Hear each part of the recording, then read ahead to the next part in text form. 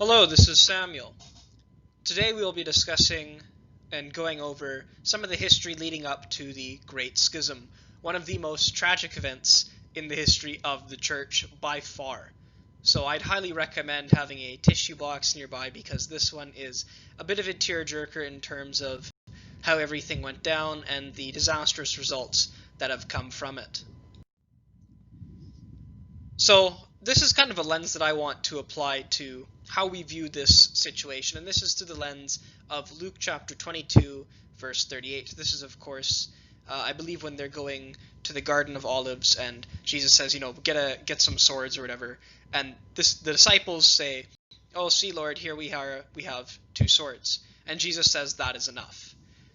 In the Middle Ages, this passage was famously interpreted by the likes of Pope Boniface VIII, for example, to mean that the church was given both temporal, think political, and spiritual power. The issues leading up to the Great Schism largely fall into these two categories. With the first sword, we find the power struggle between the Byzantine-controlled Constantinople and papal authority by the papacy in Rome. With the other sword, we have the Filioque controversy and the jurisdiction of the Bishop of Rome within the Universal Church. So keep these two swords in mind as we go through the presentation and kind of make note about where a specific issue might fall and have relevance, whether that be on the spiritual side or on the temporal political side. So the first big thing that I would make note starts in the year 330. And this is, of course, Constantinople being the new capital of the Roman Empire. Of course, Rome had still had a great position of power, but it hadn't been for about 100, maybe 150 years or so that Rome had actually been the empire. That had actually been based out of what we would now call Milan for a little while. Eventually, later on, it would be moved to Ravenna. But for the most part, Rome was kind of just this dwindling city as the multiple civil wars had come by, and so changing the power to Constantinople brought up the issue, of course. Is Rome the most important because it was the capital of the empire in terms of the church belief, or is Constantinople now the most important because it is the capital?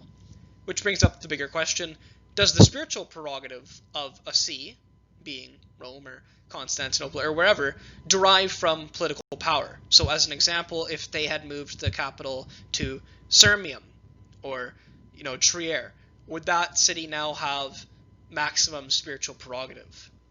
The Council of Chalcedon will say something about this, but it's been disagreed upon by some people, but we'll get there when we get there. Of course, in the year 381, the Council of Constantinople happened, and this is where we get the full Niceno-Constantinopolitan Creed. And of course, it is important to note that this original creed does not contain the Filioque. And we'll return to the Filioque at a later date, but just so we can see what the Council Fathers at the Council of Constantinople would have written, they wrote, "And in the Holy Ghost, the Lord, the giver of life, who proceedeth from the Father," notice there is no Filioque, "and the Son," so there's none of that there, "who with the Father and the Son together is worshipped and glorified, who spake by the prophets," etc., etc. In 451 AD, the Council of Chalcedon took place. This is one of the big councils of the church. Pope Leo was involved in it with a personal level. And perhaps one of the most controversial things that came out of this council that's directly related to the East-West Schism is Canon 28. And just to read it out here, "For the fathers rightly granted privileges to the throne of Old Rome because it was the royal city. And the 150 most religious bishops, actuated by the same consideration, gave equal privileges to the most holy throne of New Rome, justly judging that the city, which is honored with the sovereignty and the Senate, and enjoys equal privileges with the old imperial Rome, should in ecclesiastical matters also be magnified as she is, and rank next after her." Now this is highly controversial, especially with, well, guess who? The Pope in Rome.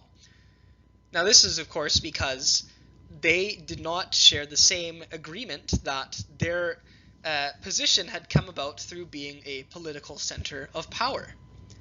They believed that it came from being derived from the apostles Peter and Paul, which is a non-temporal matter. That's a spiritual matter. However, they did end up agreeing to it. Pope Leo said, well, okay, we've got to preserve the unity of the church here, so we're going to say, yeah, sure, we'll roll with it. That's fine for now. So what's really at play here, it seems, is a sort of theological power play to up the importance of Constantinople. And of course, prior to Constantinople being established as a city, it was kind of just this backwater region that either got conquered or kind of existed on the Bosphorus. And just magically, once the emperor arrived, oh, hey, look, we have this new importance and prestige. How are we going to justify this with the church? And so the tradition is that St. Andrew was the person who established the church in Constantinople. And, of course, St. Andrew is the brother of St. Peter. So you can see why this is the play that's being made here, if we're looking at it from a political perspective. Oh, Andrew's the brother of Peter. Peter was the most important apostle. Well, okay, Andrew's his brother. Therefore, Constantinople is the second most important see. That's the play anyways. In 476 AD, the Roman Empire in the West falls. The deposition of Romulus Augustulus takes place, and the imperial regalia is sent back to Constantinople. The Roman Empire would now be ruled by one emperor, isolated only in the east, for a little while. Because eventually, I think about 60 years later or so, Justinian would kind of reestablish control of the West a little bit in Spain and in Italy and North Africa, but this wasn't really a long-lasting thing for multiple reasons. And of course, during this time, the papacy became dependent on the Byzantines to offer military protection. Of course, this was naturally quite difficult. You would also have to ratify it with the Byzantine emperor when a pope was elected, because it's an important position, of course. And this created distance, literally and figuratively, between the East and the West, as the East was constantly unable to help Rome, and Rome had to turn to others for protection. You can see with these points that there's a lot of foreshadowing about what's going to be coming up, and this applies also to the Chalcedon, Constantinople being the second most important, and now this Rome having to turn to other protectors. Now, this is something that maybe we wouldn't think about too much in concerns of Christian history, but it is very important because the rise of Islam was a big game changer, and Islam, of course, begins around 622 AD, and we see that within about 15 years or so, they've already swept through two traditional, centers of Christianity, Jerusalem and Antioch, and in a matter of another 4 years, they had already swept up and taken over Alexandria. And of course, this is a totally new power coming into the world, adding a new mix, because of course, previous to that, it had just been the Byzantines and the Sassanids, at least in the Mediterranean world. And so Islam took over the majority of the holdings of the Sassanid Empire and North Africa, the Levant, etc. Now, the loss of these ancient sees here, Jerusalem, Antioch, and Alexandria, means that, oh, look at the foreshadowing, we now only have two sees left of great importance, Rome and Byzantium, Constantinople. So what does this mean for the world? Well, one thing that I had not mentioned previously in regards to Constantinople is one of the reasons why Rome was so critical of saying Constantinople is now the second best see is that traditionally they hadn't even been close. Antioch and Alexandria had been considered the two, out of the three, the two other most important sees after Rome, of course, because they have the great Petrine connection. Antioch was founded by Peter, and Alexandria was founded by Peter's apostle Mark, traditionally the writer of the Gospel of Mark. Now, there is a bit of revisionist history that does come into play during the time of Justinian, because we get this idea of the Pentarchy, which is the idea that there's these 5 sees that somehow hold the balance of the world, and this is Rome, Constantinople, Alexandria, Antioch, and Jerusalem. Surprisingly, Jerusalem doesn't actually play a big leading role, I guess, prior to, or contrary to what you would believe. But they're there. They're the 5th most important, and that's pretty good. So, there hadn't been any centralized power in the West since the time of Justinian, which was only a little brief window of time. So, in 800 AD, Pope Leo III coronates Charlemagne as the Roman emperor in the West. And this does act as another dividing action between the East and the West. Again, referring back, this is one of those political things. This is one of those temporal things. The West no longer had to be reliant on the Byzantines for support, and really this had been wavering on and off since the time of Justinian. And although viewed with resentment, it was accepted that Charlemagne was the new Western Roman emperor. And some would argue that, well, Irene wasn't a legitimate emperor because she was a woman and whatever, so actually Charlemagne is the only Roman emperor. But, whatever. This was, seen as a bit of an irritation in the East, but they're like, well, whatever. Maybe we'll marry Charlemagne and unite the empire, whatever. But there was no doubt amongst the contemporaries that Charlemagne was a successor of Constantine and Justinian and so on and so on. This marks a strong political divide between the East and the West that would not change. This kind of marks the establishment of a two-world system, at least in Europe, one being East and one being West. The Photian Schism is something that we'll briefly talk about here because it is important, and it really kind of tests the authority that the Bishop of Rome holds within the Church. The Patriarch of Constantinople, Ignatius, the rightful bishop, was exiled by an imperial advisor, and Photias was elected in his place. So Ignatius and his supporters appealed to Rome, because what else are you going to do? And Pope Nicholas, the guy on the right here, the guy on the left is Photias. Pope Nicholas says, hey, I'm going to support you against Photias. They've done you some dirty. And a whole bunch of political intrigue and stuff later. Eventually, Ignatius does get reinstated for a bit. Photias would eventually legitimately become the Patriarch of Constantinople, but there was a period of time where it seemed that the authority of the Pope was rejected for about 4 or so years and was eventually brought back. But this kind of just goes to highlight a point that the intervention by the papacy was highly unpopular among the Byzantines, but was viewed as just and necessary by the Latins. So it seems that already this disconnect is starting to grow. Now, between the years 904 AD and 1056 AD, we kind of have this period of immense corruption in the church. The early part of this, around the 900s to the 960s, I think, is what they called a pornocracy. There's a reason why they call it that. And by the way, I just want to explain about this picture. This is a bit anachronistic because it's, or maybe it's the opposite of anachronistic. It's a painting by Jean-Paul Laurens, and the scene depicted is the Cadaver Synod with the body of Pope Formosus, the body, yes, he's dead, the body of Pope Formosus on trial. This happens in about 800. Anyways, the Pornocracy refers to rule by prostitutes, and this was during the time when the Theophlacti family, the Dukes of Tusculum, and the Crescentii family were at their power in controlling the papacy.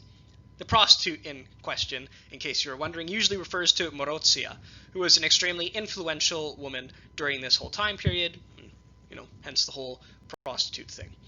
This period, of course, coincides with the weakening of the papacy as not only a temporal force, but also a spiritual force in the church. And, well, things are not looking up and up, are they?